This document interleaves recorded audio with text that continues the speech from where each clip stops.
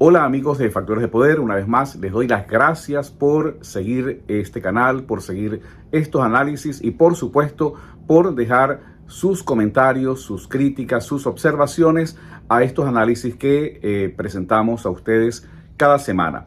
Esta semana queremos examinar una situación que se viene desarrollando en una dinámica internacional y una dinámica en la política nacional en Venezuela, que nos puede quizás permitir entender hacia dónde va toda esta situación que hasta ahora nos parece muy confusa, a pesar de que las posiciones están claramente definidas. Sin embargo, el desarrollo, la resolución de este conflicto político-militar que está planteado en Venezuela, pues no permite anticipar una solución, que se pueda contrastar en términos de blanco y negro. Pero antes es muy importante, yo quiero siempre le doy importancia a los comentarios, a las críticas. Hay muchas personas que siguen estos programas y que reclaman el exceso de malas noticias, el exceso de pesimismo, según dicen textualmente, con el cual pues yo llevo estos análisis cargados pues de enfoques que desalientan la lucha por la libertad y la democracia en Venezuela. Mi respuesta respetuosa a esas personas que además se toman la molestia pues de ver estos programas es que no podemos abordar la situación desde una perspectiva psicologista entre el bien y el mal o entre el pesimismo y el optimismo. Yo creo que nosotros lo que tenemos que hacer es ubicarnos entre esa falsa dicotomía del pesimismo y el optimismo, tratar de ubicarnos en una posición del realismo, ¿no? ¿Qué es el realismo? Bueno, poner los pies en la tierra, tratar de ver, observar, como hacen los científicos, observar los fenómenos que se nos están presentando, examinarlos, tratar de entenderlos y no crear un discurso que simplemente alimente nuestras ilusiones, pero que al momento de alimentar nuestras ilusiones también comienza a construir una falsa realidad. Y sobre esa falsa realidad, pues es un desastre cuando tratamos de proyectar hipótesis, de hacer planes, de trazar estrategias. Yo creo que en buena medida lo que explica el fracaso de la falsa oposición venezolana desde 1999 hasta la fecha es que su manera de analizar su manera de analizar la realidad y los problemas y la situación nacional en Venezuela es un enfoque absolutamente subjetivo, lleno de mucho idealismo, lleno de muchas abstracciones, abundante en metáforas, y todos sabemos que las metáforas son importantes para ilustrar ejemplos, pero cuando la metáfora se usa para sustituir la realidad, pues ahí se presenta un grave problema.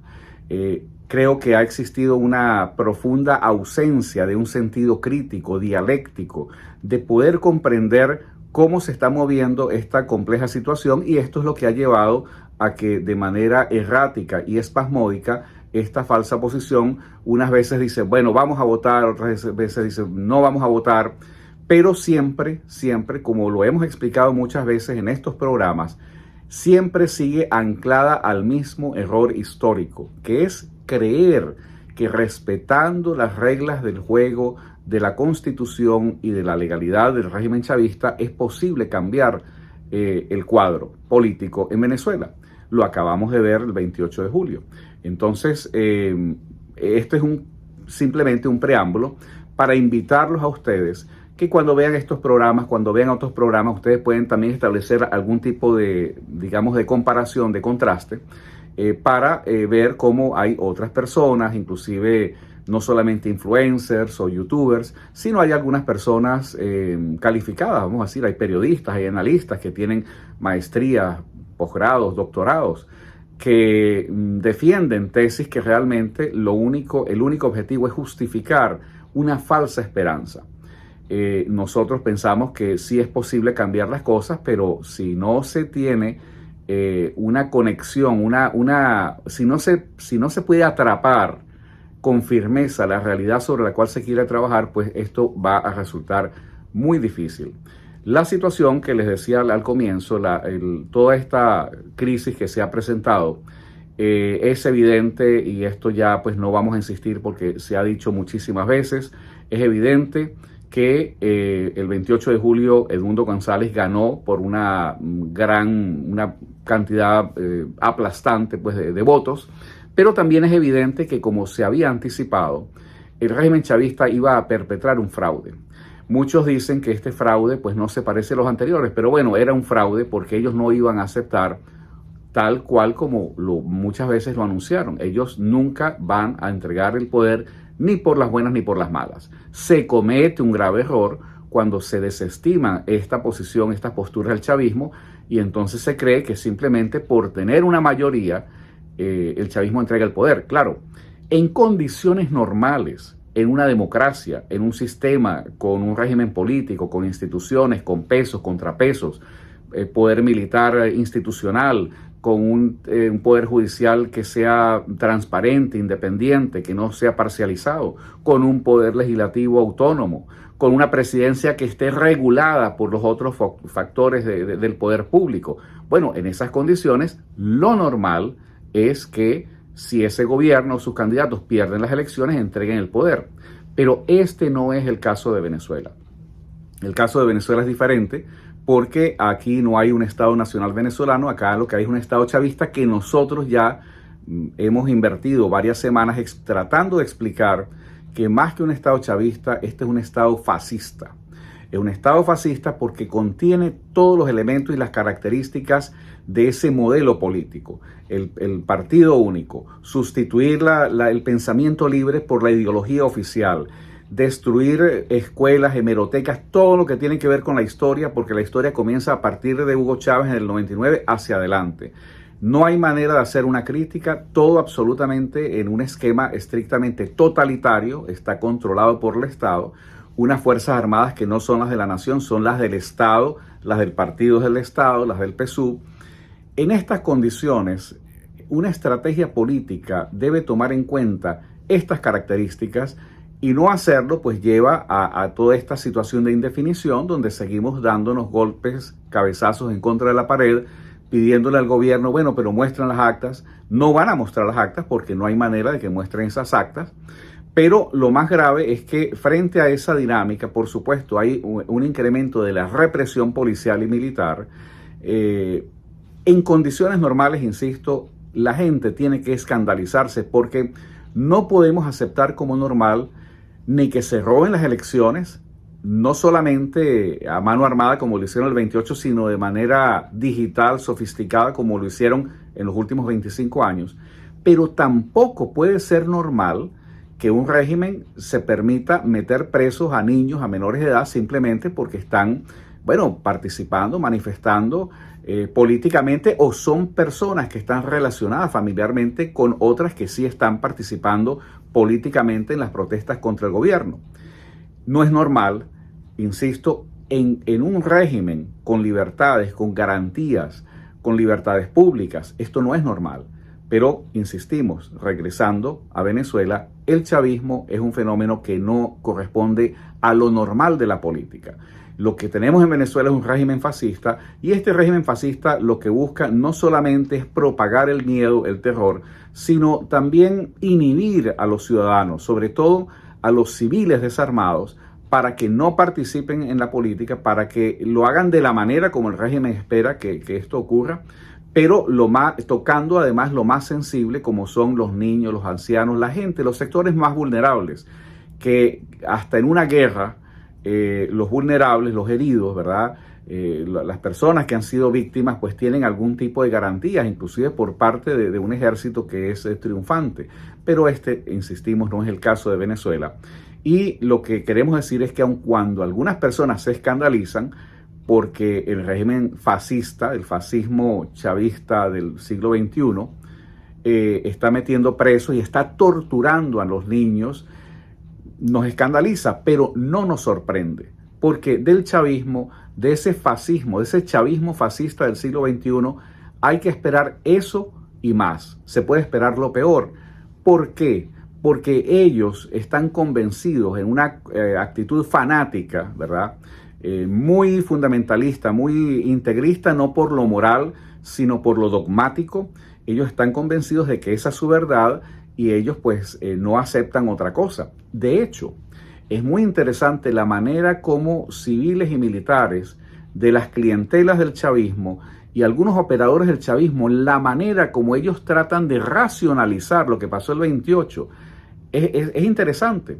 Y a mí particularmente me sorprende que estos analistas y estos comentadores y opinadores pues dicen tantas cosas, pero a veces pierden, digamos, lo fundamental, ¿no?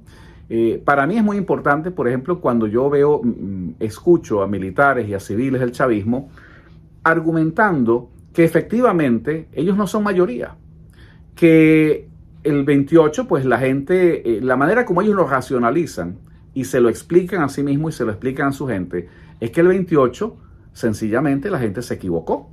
La mayoría fue engañada, inclusive admitiendo que hubo personas del chavismo, muchísimas personas por supuesto, que votaron en contra de Maduro, entendiendo que también hubo muchos militares que votaron en contra de ellos. Y entonces, en lugar de ellos tomar esto como un elemento de la realidad que les está diciendo que no tienen la mayoría y que es una situación de rechazo, ellos dicen no, esa gente se equivocó y a esa gente hay que reeducarla. A esos hay que, sacarlos de su error. Esto, ¿por qué nos parece que es muy importante? Porque este es un razonamiento típicamente de la mentalidad fascista. Es ellos, los iluminados, ¿verdad? La revolución, además, ese es otro elemento típicamente fascista. No es la nación, no es el Estado nacional que representa a esa nación, y en este caso a los venezolanos, lo fundamental. Para ellos lo fundamental es la revolución. ¿Pero qué es la revolución? Bueno, es esa abstracción que ellos han construido, es un constructo mental que les permite justificar a ellos que en nombre de la revolución cualquier cosa es legítima, es viable. O sea, por eso vemos cómo ellos, un chavista, y esto ustedes lo pueden, yo los invito a que ustedes lo puedan constatar por ustedes mismos. Si ustedes ven a un policía, a un militar o a alguien que esté trabajando para el régimen, lo más probable es que esa persona, si ha absorbido totalmente la doctrina oficial, esa persona no se siente ni asqueada, ni se siente, digamos, avergonzada de que su propio régimen esté metiendo presos y torturando a los niños. Por el contrario, cuando uno habla con estos chavistas, ellos lo justifican. Entonces, cuando usted habla con una persona chavista, no importa el nivel, civil o militar, que justifica lo que está pasando, ese es un fascista, sin duda. Porque está justificando la ideología, la doctrina del Estado chavista. Está tratando de construir una lógica que no existe, es una falacia. Es decir, sí, está bien torturar a los niños ¿por qué? Porque son enemigos de la revolución. Y porque en la mentalidad del fascismo chavista, un enemigo de la revolución no merece menos que la muerte. Por eso es que ellos siempre emprenden estas campañas de linchamiento moral primero, que es el desprestigio, y luego el linchamiento físico, que es la de detener a las personas, torturarlas y eventualmente asesinarlas. Pero en este contexto que se nos está presentando a nivel interno, está también pues el interés que ha despertado en Venezuela, el interés que ha despertado en el contexto internacional la situación de Venezuela, porque obviamente muchos países pues sienten que no deben ser indiferentes. Sin embargo, siempre hemos advertido, y estas son las cosas que a veces no caen bien, pero que es bueno, hay que decirlas, ¿no? Cuando un país opina sobre los asuntos internos de Venezuela, lo hace desde la óptica no de los problemas de los venezolanos, sino desde la óptica de los intereses que puede afectar a ese país en sí mismo o a esos gobernantes. De manera que esto es para decir que a pesar de que hay expresiones que se agradecen de solidaridad con la causa venezolana, es muy difícil que estas expresiones vayan de una protesta diplomática, de un firmar un documento, a, por ejemplo, un hecho político y militar más concreto como por decir, vamos a declararle la guerra al Estado fascista chavista en Venezuela porque está cometiendo delitos de lesa humanidad.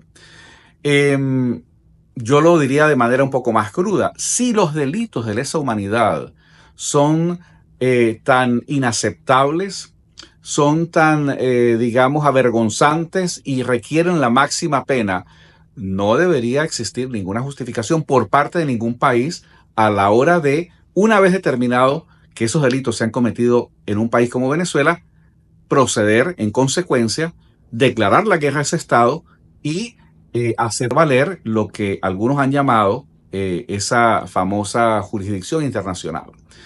Pero esto no ocurre de esta manera, porque ningún país va a asumir el costo de declararle la guerra a Venezuela, ni siquiera a los Estados Unidos, por razones que no sean que corresponden al interés nacional, a la seguridad nacional de su respectivo país.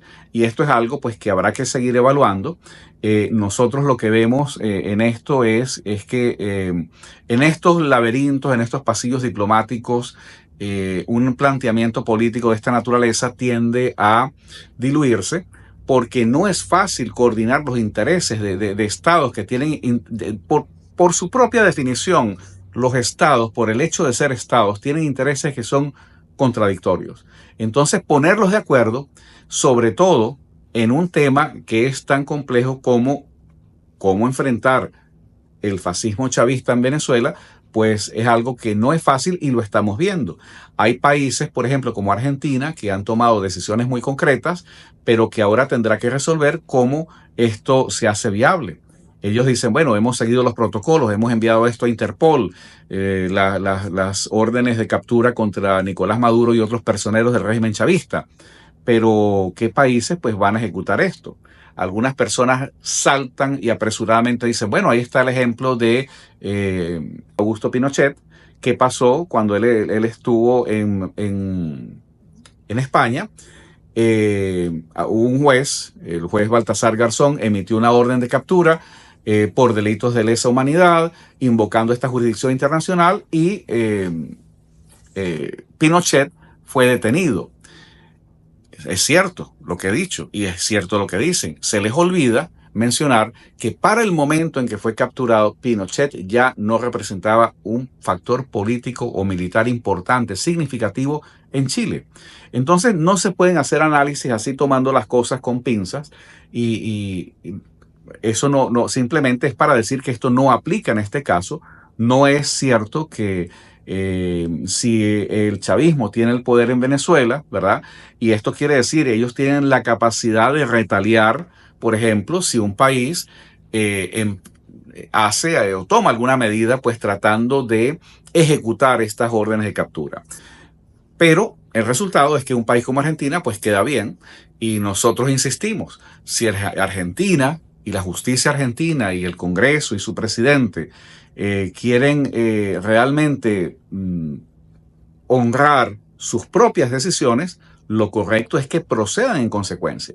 Pero no creemos que va a ser así. Sin embargo, eso de plantearse hipotéticamente le daría realmente un giro dramáticamente distinto a cómo están planteadas las cosas, porque la realidad es que es cierto que hay varios países que no, inclusive países aliados del régimen chavista, que no reconocen a Nicolás Maduro como ganador. Pero la gente se confunde con esto. La gente se confunde porque dice, bueno, aquí tenemos el caso de Argentina, que no solamente no lo reconoce, sino que emite órdenes de captura. Tenemos el caso de Colombia, que ya el presidente Petro y su canciller han dicho que hasta que no se disipen las dudas, no van a reconocer al gobierno de Maduro, ¿verdad?, como presidente electo, pero tampoco reconocen a Edmundo González, o sea que eso les permite allí una ambigüedad, una ambivalencia muy útil para Colombia, porque Colombia depende de muchas cosas del régimen chavista y eso lo vamos a analizar en las próximas semanas. Tenemos el caso ahora de Brasil. También Brasil quizás ha sido un poco más claro por otras razones que tampoco han sido consideradas, las vamos a analizar acá en los próximos días, pero Brasil ha dicho, mientras no se presenten las actas, no vamos a reconocer a Nicolás Maduro, pero tampoco reconocemos a Edmundo González. La posición de países como México, que muy hábilmente México dice, bueno, no vamos a tomar partido. ¿Por qué habrían de hacerlo si en realidad ya pasaron las elecciones? Porque esta es otra cosa que a veces también se pierde de vista. La postura de mandatarios como Lula y Petro corresponde a dos personas que se van a someter en el futuro inmediato a una elección y que no quieren ser asociadas con el régimen de Nicolás Maduro, y una manera de disipar las dudas de sus electores es no aparecer cohonestando algo que es rechazado ampliamente. Sin embargo, en lo que no se puede perder de vista, y esta es la parte, esta es la sutileza asqueante, vamos a decir, de la política, es que si bien es cierto que países aliados del régimen chavista, como el caso de Colombia y Brasil, no reconocen a Maduro como presidente electo, la realidad es que estos dos países y muchos otros que han condenado el asalto a mano armada de las elecciones del 28 de julio, muchos de estos países reconocen como el poder de facto real y efectivo el que representa el régimen chavista en Venezuela. ¿Por qué? Porque de no ser así, habrían suspendido ya sus relaciones con Venezuela, y esto no ha ocurrido. Finalmente podemos citar el caso de los Estados Unidos, donde aquí tenemos una administración que ya prácticamente no le quedan sino semanas. Esta administración de Biden ha sido ambigua, ha sido muy, muy débil en sus posturas frente a Venezuela, ha hecho muchas concesiones prácticamente. Nosotros decimos a cambio de nada, pero quizás no es a cambio de nada, quizás es justamente lo que nosotros consideramos a cambio de nada, es desde la perspectiva de la causa y del interés de Venezuela o de los venezolanos. Pero para los Estados Unidos quizás es muy importante mantener a Venezuela en esta situación de indefinición como un aliado retórico de China, de Irán, de Rusia, como un potencial aliado inclusive de grupos más radicales, más fundamentalistas como el Hezbollah, en la medida en que no pase la raya, por una parte, o sea, en la medida en que esto no lleve a Venezuela a ceder su territorio para instalar bases misilísticas en contra de Estados Unidos, pero también en la medida en que, haciendo este juego de simpatías con regímenes que son enemigos de Estados Unidos, al mismo tiempo Venezuela se ha convertido en un suplidor, no Venezuela, el régimen chavista se ha convertido en un suplidor confiable de petróleo barato para los Estados Unidos. Y esto en una guerra como la que Estados Unidos está embarcada con el tema de Rusia y Ucrania, pues esto tiene un valor importante. Y yo creo que tanto el régimen chavista como los Estados Unidos entienden que eso es lo que está en el medio.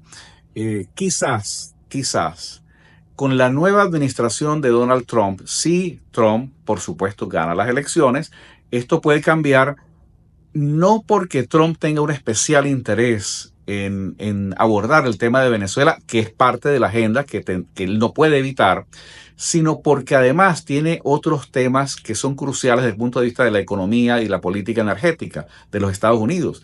Trump está abogando por el fracking. Esto es taladrar, liberar las reservas de petróleo que tienen los Estados Unidos, tratar de llevar más petróleo a los mercados internacionales, producir una baja de los precios del petróleo y, como consecuencia, por supuesto, como un efecto colateral de esta política, es posible que esto lleve a una posible administración de Donald Trump a no comprarle petróleo a Venezuela, y esto tendría un impacto que habría que analizar en su momento. Esto es lo que yo les presento esta semana, y estaremos pendientes para otros temas que hemos enunciado el día de hoy, pero que no tenemos lamentablemente el tiempo, tales como, pero que yo los dejo, los tenemos en agenda porque tenemos que discutirlos. El trasfondo de la posición o de la postura diplomática y política que tiene Colombia y Brasil con respecto a Venezuela. ¿Cómo se puede explicar que estos dos países siguen siendo aliados del régimen chavista, pero no reconocen a Nicolás Maduro?